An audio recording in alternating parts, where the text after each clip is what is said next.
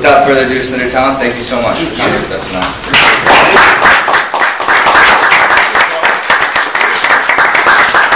He rose to a smattering of applause. It's good to be with you. Appreciate that introduction. As you can tell from the introduction, I am a former member of Congress, so I'm used to people not paying attention when I'm speaking. So go ahead and eat. You won't bother me in the least. Got kind of a hard deadline about 8 o'clock, and I wanted to have enough chance to visit and especially have some interaction and questions. So I will try to control myself. I did serve in the Senate for a term, and so sometimes I can get worked up and get going, but my wife is here and she can cut me off if I'm moving on too long. I appreciate what you do. You mentioned the CRs and Bryant from what I assume is probably a libertarian organization, and I'm really pleased about the grassroots activity on the center and the right of the political spectrum. We've got a couple of big elections coming up. They're important elections. I'm going to talk most about national security because when I get on domestic policy in particular, I get so angry, I start catharting. And then I did not expect to like what this Congress and this President were going to do. I've served with all these people.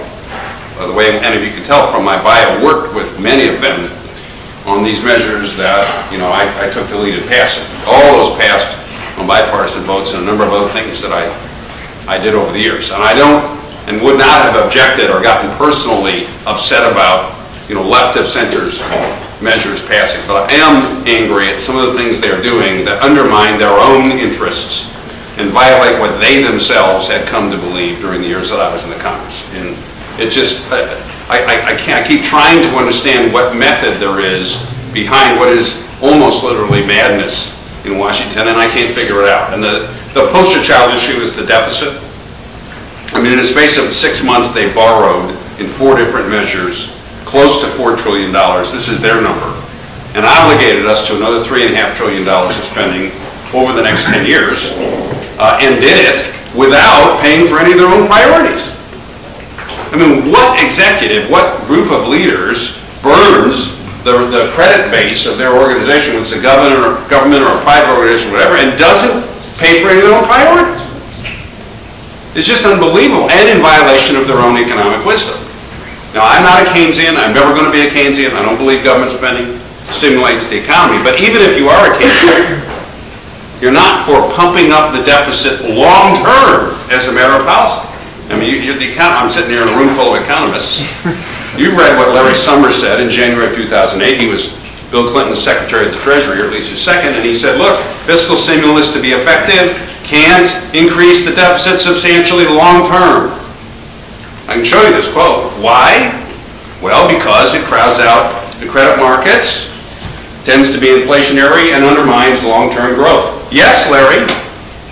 So why are you driving up the deficits long-term? It's not because you want to buy anything with this that you say is a priority. They did not pay for the health care bill with this borrowing, by the way. Remember, their claim is the health care bill is not going to increase the deficit. Now, it will, but they claim they came up with extra savings and extra revenue to pay for the health care bill. So the borrowing wasn't even for their own priority, much less to modernize defense. There wasn't a dime in there for defense modernization. I'm going to talk about that in a minute. Transportation infrastructure. I'm a big transportation infrastructure guy. I'm a believer that the government should be limited, but where it should operate, it should be vigorous and effective. And I'm angry at this because it's made the government virtually unlimited, saddled all of us, especially you, because if you all are intending to be successful enough in life to pay income taxes the rest of your life, you're going to pay for this. It's like another mortgage they've handed you. Imperil the economy and for nothing. They can't tell you what they spent the money on. All right. So much for that. You can ask questions about that or other domestic policy if you want. I do want to talk about national security. It is mostly what I've been doing for the Heritage Foundation. I did a lot of welfare reform issues when I was in the Congress, but that hasn't been on the front burner, unfortunately. There's a lot of things we need to be doing on that, but national security has been. And let me cut to the chase because I do want to leave a lot of time for questions. So let me just say this. I've been heavily involved in national security issues since 1992 when I went into the House and I went on the House Armed Services Committee. And America is now confronting more dangers, a greater level of risk directly to its security and to its vital national interest than I can ever remember in my lifetime, and that includes in the Cold War years. And we are less prepared for it than we've ever been in my lifetime. Now let me lay out that. There are three categorical first-tier threats that the United States faces. The first is the threat of terrorism. The terrorists are extremely formidable because they have a very sound strategic view of the world. They know what they are about strategically. We don't. We're winning the battles. They are winning the war.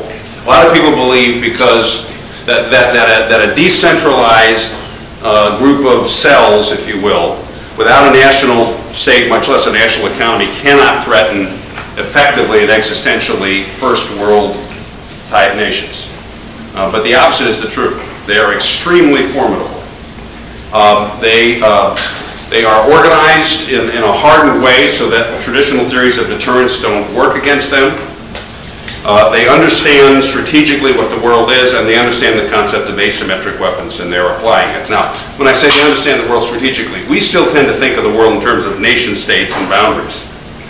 They understand, for their purposes and the purpose of this conflict, the world is better thought of as a matrix of systems, if you will: financial, communications, transportation, cultural, social. They're linked together in ways that are very hard to defend, easy to attack, and that first world economies depend on a lot more than they depend on. And their strategy for winning is to hit those links as hard as they can with asymmetric weapons. An asymmetric weapon is a weapon that delivers a lot greater impact than the power it takes to develop and deploy it. So the classic asymmetric weapon is? The cruise missile. Yeah, delivering what?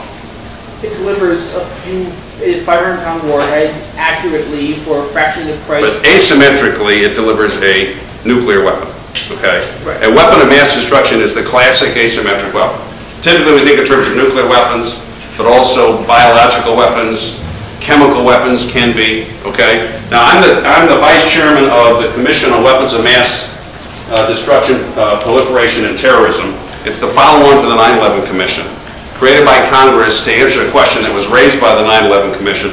What happens if the worst people in the world, this is not the 9/11 Commission, said get the worst weapons in the world, which is, of course, weapons of mass destruction. And Congress created this commission in the spring of '08. It was chaired by former Senator Bob Graham of Florida. I'm the vice chairman of it. We had 5 Democrats, 4 Republicans, the classic type of blue ribbon commission, and Congress said, assess the threat, first of all, that they will successfully develop and deploy a weapon of mass destruction, and then give us recommendations for how to reduce the threat. Well, we traveled all over the country, interviewed hundreds of people. I got my clearance back, so I looked at all the intel, which I'd rather not have looked at, and reached the conclusion and said in this report, which you can get online, either at my foundation or you can get it at preventwmd.gov.